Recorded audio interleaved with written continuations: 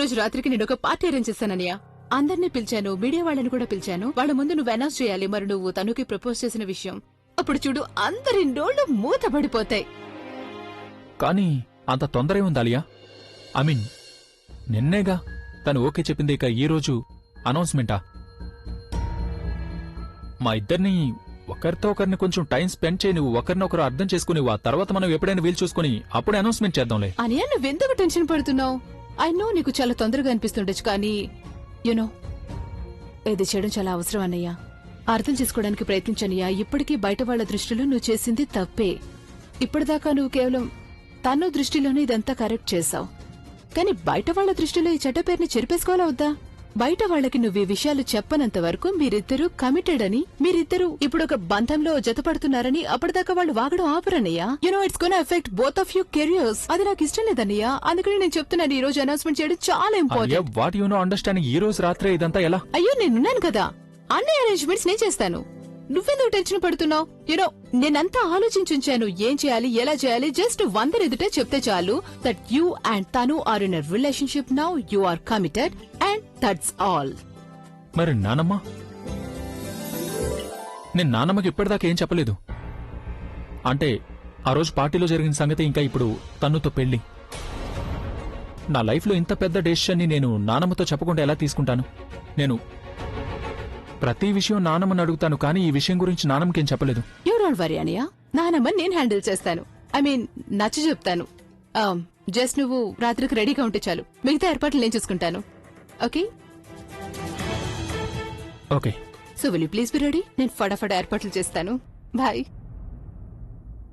ఆలియా ఎంతగానైనా నచ్చ చెప్పనివ్వు, కానీ నాకు తెలుసు నానమ్మకి చాలా కోపం వస్తుందని. తన్నుని మేనేజ్ చేశాను, కానీ నానమ్మని మేనేజ్ చేయడం కుదరదు. ఆయన జ్ఞాపకాలు తోడుగానే బతుకుతున్నాను. ఇప్పుడు ఆ ఆశ కూడా అడుగంటికి పోయింది. ఇప్పుడు అక్కడికి వెళ్ళి ఏం ప్రయోజనం? నేను ఆ జాబ్ని వదిలేయాల్సి ఉంటుంది. జాబ్ లేకపోతే నాకు అక్కడికి వెళ్లాల్సిన అవసరమే ఉండదు. నేను ఆయన జ్ఞాపకాలతోనే బ్రతికేస్తాను, కానీ ఆయన తన్ను లేకుండా బ్రతకలేరేమో. అందుకే నేను ఈ రోజే ఆ జాబ్ మానేస్తాను. నానమ్మ ముందుకు వెళ్లాలని ఆలోచిస్తేనే భయమేస్తుంది, కానీ చెప్పక తప్పదుగా. ఒకవేళ నానమ్మకి తర్వాత పార్టీలో తెలిసిందంటే అప్పుడు ఆవిడ చాలా బాధపడుతుంది, ఈ విషయం ఎందుకు చెప్పలేదని. మళ్ళీ ఇదొక కొత్త ప్రాబ్లం. ఇదంతా నానమ్మకి ఎలా చెప్పాలి? నేను వెళ్లకుండా ఇంకెవరినైనా పంపించినా?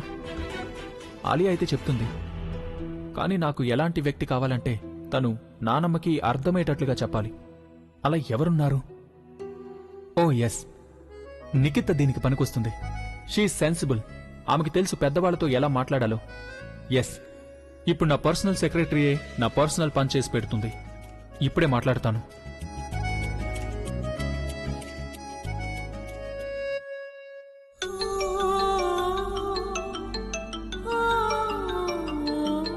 లేదు, మాట్లాడానంటే ఆయనకి తెలిసిపోతుంది నేను మూడీగా ఉన్నానని.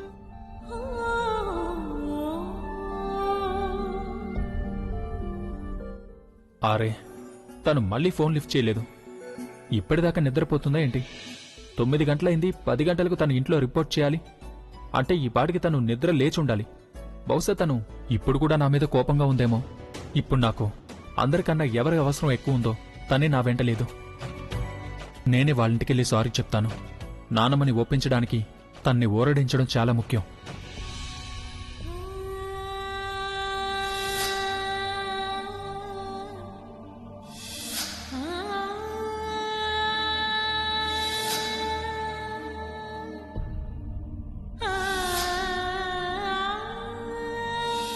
Will you marry me? ప్రజ్ఞా, అరే నువ్వు ఇంకా బెడ్ మీదే ఉన్నావమ్మా? నువ్వు ఇంకా స్నానం చేయాలి, రెడీ అవ్వాలిగా. ఆఫీస్కి లేట్ అవుతుందమ్మా, లేలే త్వరగా. లేదమ్మా, నేను ఆఫీస్కి వెళ్ళట్లేదు. ఆఫీస్కి వెళ్ళవా? ఎందుకేమైంది? లేదు, నేను జాబ్ మానేస్తున్నానని అమ్మకి చెప్పడం మంచిది కాదు. ఇప్పటికే ఇంట్లో పరిస్థితి బాలేదు. ప్రజ్ఞ, ఏమైందమ్మా? ఏం మాట్లాడవే? లేదమ్మా, అది నాకు ఇంకా నిద్ర వస్తున్నట్టుంది, అందుకే. యాక్చువల్లీ మా సార్ ఫోన్ చేశారు. ఆయన ఏదో ఆఫీస్ పని మీద అవుట్ ఆఫ్ సిటీ వెళ్లారంటమ్మా. నేను రావాల్సిన అవసరం లేదన్నారు. అంటే వాళ్ళ సెలవా? పోనీలే, మంచిదైంది. నీకు కొంచెం రెస్ట్ కూడా దొరుకుతుంది. సరే, ఒక పని చేద్దాం, బ్రేక్ఫాస్ట్ కలిసి చేద్దాం. ఆలు పరోటాలు చేస్తాను, సరేనా? నీకు బాగా ఇష్టం కదా. సరే నువ్వు త్వరగా స్నానం చేసినా మనందరం కలిసి టిఫిన్ చేద్దాం. జానకి, కుక్కర్లో కాస్త బంగాళదుంపలు పెట్టు. ఇవాళ తప్పించుకున్నాను కానీ రేపైతే ఏదో ఒక చోటికి వెళ్లాల్సిందేగా. నేను ఇలా ఇంట్లోనే కూర్చోవడం కుదరదు కదా. ప్రజ్ఞ, నేను విన్నది నిజమేనా? ఇవాళ నువ్వు ఆఫీస్కి వెళ్ళడం లేదంటగా? నానమ్మ,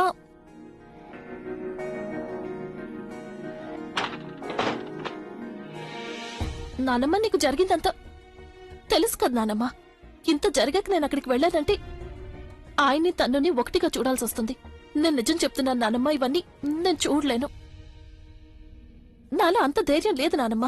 నాకనిపిస్తోంది నీకు నీ కుంకుమ మీద నమ్మకం పోయిందని. ఏదో ఒక రోజు ఆయన నన్ను గుర్తుపడతారని నాకిప్పటి వరకు ఆశ ఉండేది. కానీ ఇప్పుడు అసలు నిజమేమిటో నేను తెలుసుకున్నాను. ఆయన నా స్థానంలో తన్ను నెంచుకున్నారు జీవితాంతం కలిసి ఉండడానికి. ఇప్పుడు అక్కడికి వెళ్లి తన్నుని ఆయన పక్కన చూసి క్షణక్షణం కుమిలి చావడం కంటే నేను ఆయన జ్ఞాపకాలతో జీవితాంతం బతకడమే మంచిది.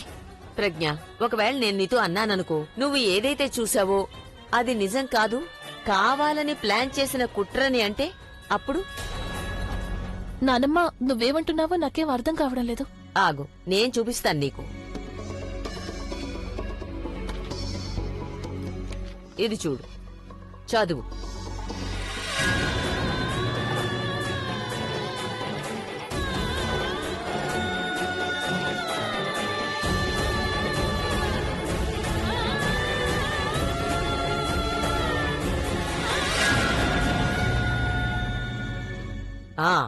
ఇది జరిగిన నిజం. ఇదే జరిగింది ఆ రోజు పార్టీలో. దీని కారణంగా నిన్న అభి తనుకి ప్రపోజ్ చేశాడు.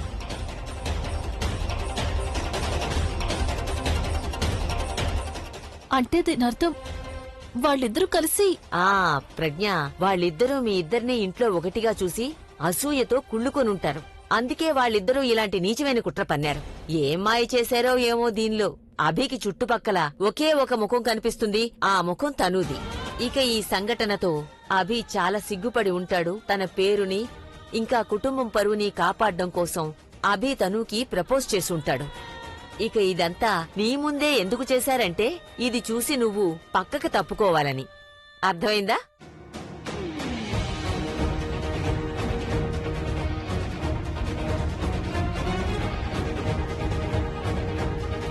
ప్రజ్ఞ, ఇప్పుడు తెలిసిందా నీకు? అభి ఇదంతా కావాలని ఏం చేయలేదు తల్లి. అతన్ని ఇరికించారు. ఆ తన్ను ఆలియా ఇద్దరూ ఉద్దేశపూర్వకంగానే ఇటువంటి కుట్ర పన్ని అతన్ని ఇందులోకి ఇరికించారు. ఇక నీకు ఇందుకోసమే చూపించారు. ఎందుకంటే ఇదంతా నువ్వు నీ కళ్లతో చూసినప్పుడు నీ అంతటి నువ్వే దూరంగా వెళ్లిపోతావని, అప్పుడు వాళ్ల పని సులభం అవుతుందని.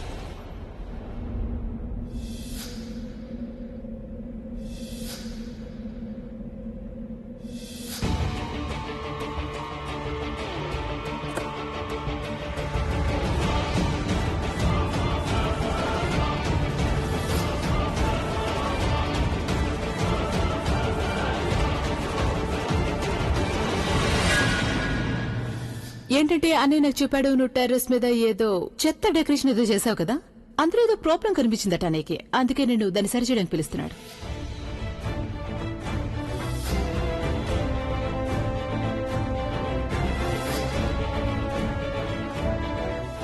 Will you marry me? నువ్వే చెప్పు, లేకపోతే తనెందుకు అలా చేస్తుంది? నీ ఎదురుగా అభితోటి తనుకి ప్రపోజ్ చేయిస్తుంది. అందుకనే తల్లి అంటారు, కొన్నిసార్లు కళ్లతో చూసిన విషయాలు కూడా నిజం అవ్వకపోవచ్చని. ఇక ఎప్పుడైతే ఇది నిజం కాకపోయి ఉండొచ్చని అప్పుడు మన మనసు కూడా నమ్మడం లేదనుకో, అప్పుడు ఒక్క నిమిషం ఆగి మన మనసుని అడగాల్సి ఉంటుంది. మనసు చెప్తుంది ప్రజ్ఞ నిజమేంటో. ప్రజ్ఞ, నువ్వు కూడా ఆ సమయంలో ఒకవేళ నీ మనసుని అడిగి ఉంటే అప్పుడు నీకు జవాబు దొరికి ఉండేది. అభి కేవలం నీవాడే, నీకు మాత్రమే దక్కుతాడని. కాని నువ్వు నీ మనసును అడగలేదు. కళ్ళు మూసుకుని అభి గురించి ఒక నిర్ణయానికి వచ్చేశావు. నువ్వు ఏదైతే చూసావో, ఏదైతే విన్నావో అదే నిజమని. అమ్మా, ఇప్పటికీ మించిపోలేదు. నువ్వు తలుచుకుంటే సమస్యని పరిష్కరించగలవు. నువ్వు పరిష్కరించలేనంత జటిలం అవలేదు సమస్య. ఇంకా ఒక చిన్న తప్పు జరిగింది, నిజం నీకు తెలుసు. కాని ఇప్పుడు నువ్వు నీ నిర్ణయం మీద స్థిరంగా ఉండాలని అనుకుంటే సరే, అయితే నేను నిన్ను ఫోర్స్ చేయను, నువ్వు వెళ్ళొద్దులే. కాని ప్రజ్ఞ, నేను నీకు తప్పనిసరిగా ఒక మాట చెప్పదలుచుకున్నాను. చూడు,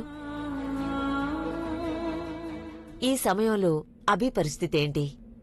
అతనికి ఏదీ గుర్తులేదు. అతన్ని కూర్చోమని చెప్తే అతను కూర్చుంటాడు, అతన్ని లెగు అని చెప్తే లేస్తాడు. ఇలాంటి స్థితిలోనే అతన్ని తప్పుదారిలో నడిపిస్తున్నారు. అతన్ని ఆ తప్పుదారిలోంచి మంచిదారికి మళ్లించడం నీ బాధ్యతేగా ప్రజ్ఞ. ఎందుకంటే అతన్ని నీ భర్త కాబట్టి నువ్విది చెయ్యాలి. చేస్తావుగా? అవును నానమ్మ, నువ్వు చెప్పింది నిజమే. నేను ఆయన ఎప్పటికీ ఒంటరిగా వదలను. ఆ ఎవరైతే నన్ను ఆయన్ని దూరం చేయడానికి ప్రయత్నం చేశారో వాళ్ళందర్నీ నేను ఆయన జీవితం నుంచి శాశ్వతంగా దూరం చేస్తాను. అది మాట.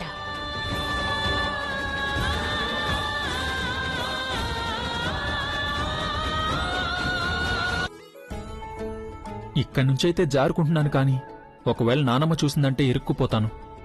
లెట్ మీ చెక్ ఆవిడ ఉందో లేదో. జస్ట్ ఆవిడ తన రూమ్లో ఉండకూడదు. ఇప్పుడు ఒక్కసారి కిందకి దిగిపోయానంటే ఇక తిన్నగా నిఖిత ఇంటి దగ్గర ల్యాండ్ అవుతాను. సారీ నానమ్మ, ఇప్పుడు నేను కాదు, నా సెక్రటరీ నిన్ను ఫేస్ చేస్తుంది.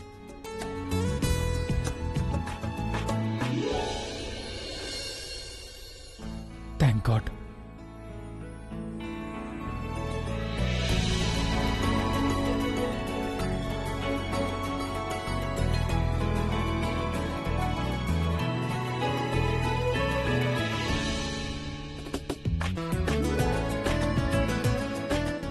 నానమ్మ లేదు. ఇప్పుడు తొందరగా కళ్ళజోడిని కలిసి వస్తాను.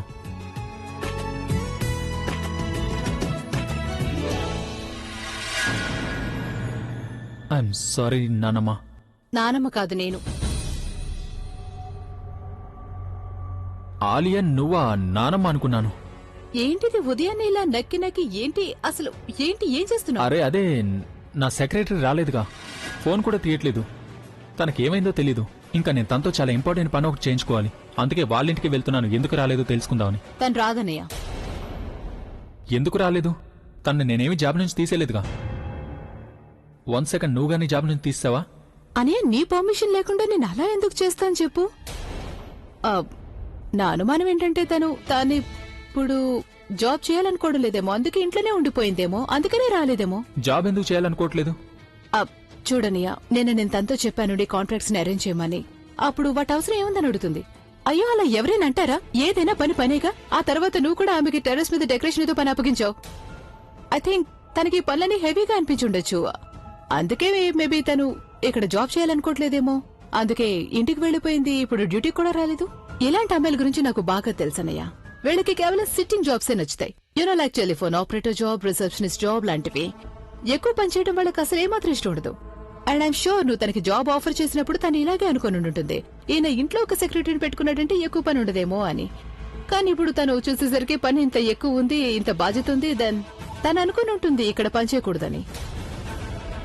వీళ్ళకి ఇలాంటి పని మీద ఇంట్రెస్ట్ ఉండదు. వీళ్ళకి ఈజీ గోయింగ్ జాబ్స్, ఆ తర్వాత గాసిప్స్, ఇలాంటి విషయాలన్నిటికీ అలవాటు పడతారు. బట్ యూ డోంట్ వరీ అనియా, నేను నీకోసం చాలా పేషెన్స్ ఉన్న సెక్రటరీని తీసుకొస్తాను, because you need that. Okay. మీరు నాతో జాబ్ ఇంటర్వ్యూ ఉందని చెప్పారు, కానీ ఎక్కడికి తీసుకెళ్ళడం లేదు. నేను ఇక్కడే కూర్చున్నాను. నేను ఒకటి చెక్ చేస్తున్నాను. ఇక్కడేం చెక్ చేస్తున్నారు? నీ పేషెన్స్ లెవెల్స్ ని. నా పేషెన్స్ లెవెల్ ఎందుకు చెక్ చేస్తున్నారు? యాక్చువల్లీ అది నేను ఏ జాబ్ కోసం నిన్ను అనుకున్నానో ఆ జాబ్ లో పని కంటే ఎక్కువ పేషెన్స్ అవసరం ఉంటుంది. ఆ పేషెన్స్ ఉంది కదా. అలియా, మేబీ నువ్వు చెప్పింది నిజమేనేమో. అయినా కూడా నేను వెళ్ళి చెక్ చేస్తాను. అరే అనియా, ఇప్పుడు నువ్వు చెక్ చేసి రావడం ఎందుకు? ఇప్పుడు నాకు చాలా పనులున్నాయి, పార్టీ ఏర్పాట్లు, నాకు చాలా హెల్ప్ కావాలి. Come with me, help me. Alia, ఇప్పుడు కాదు, రా. ఇదేంటి ఈ రోజు ఇంట్లో డెకరేషన్ ఎందుకు చేశారు? ఎక్స్క్యూజ్ మీ, ఈ డెకరేషన్ దేనికోసం?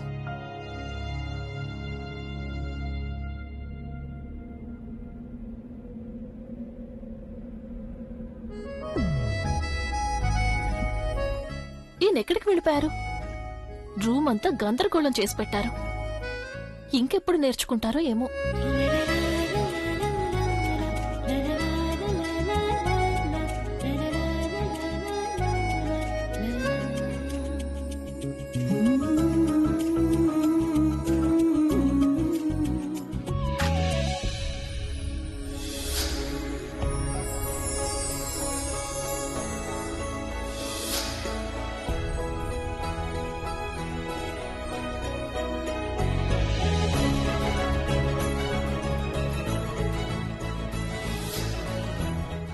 లేస్తున్నారా లేదా? ఏయ్, ప్రజ్ఞ!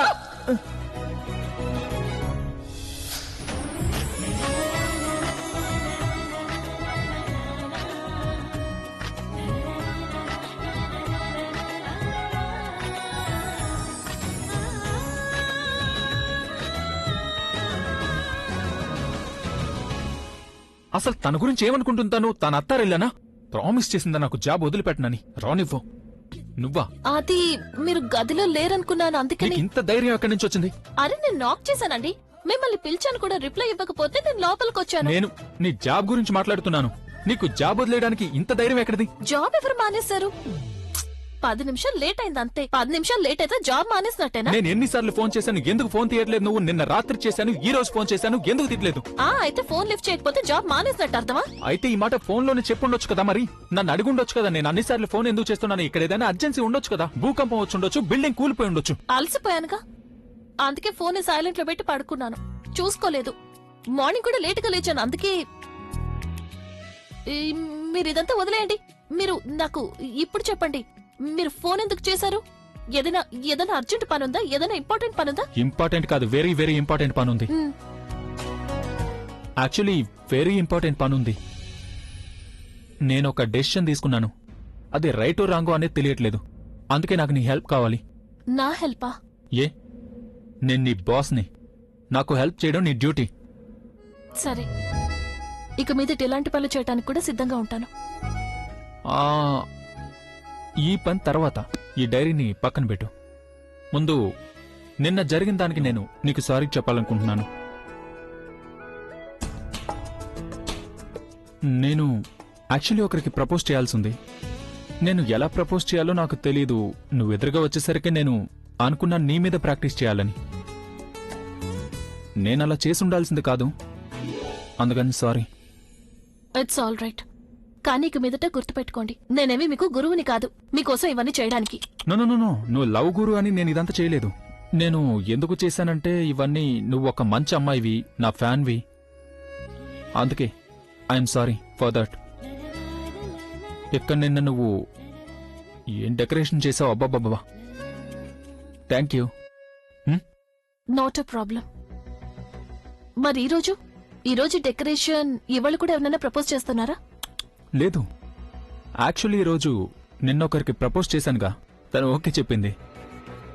సో ఈరోజు ఆ విషయమే నేను మీడియాకి చెప్పాలి. సో ఈ డెకరేషన్ అనౌన్స్మెంట్ పార్టీ కోసం. ఓ మై గాడ్, ఆల్రెడీ ఇప్పుడు ఆలియా ట్రాప్ లో చిక్కుకుని ఈయన తన్నుని ప్రపోజ్ చేయడం జరిగింది. దానికి తోడు ఇప్పుడు ప్రపంచం మొత్తానికి చెప్పబోతున్నారు. సరే, నాకు విషయం చెప్పు. నువ్వు న్యూస్ చూసావా? ఏమనిపించింది నీకు? నేను అలాంటి పనులు చేయగలననుకున్నావా?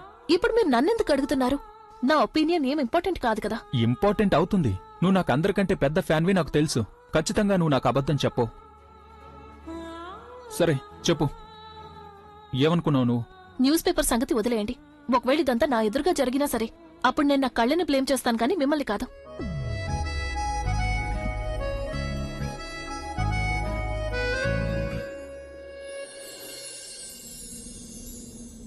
ఇంత నమ్మకమా?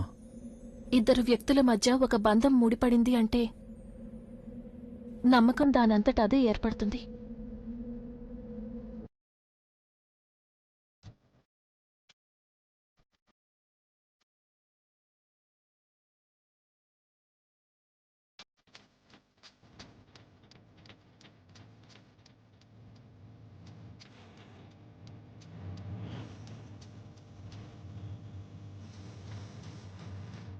Porque sabe, esa me sale no, yo te pedí, manos.